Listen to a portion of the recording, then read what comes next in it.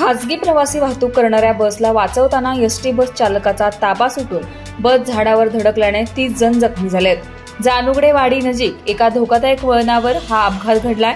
जखमींमध्ये शालेय विद्यार्थ्यांची संख्या मोठ्या प्रमाणात आहे। 4 जण गंभीर असल्याने त्यांना कराड येथे उपचारासाठी दाखल करण्यात आलाय, तर इतर जखमींवर ढेबेवाडी येथील ग्रामीण रुग्णालयात उपचार सुरू आहेत।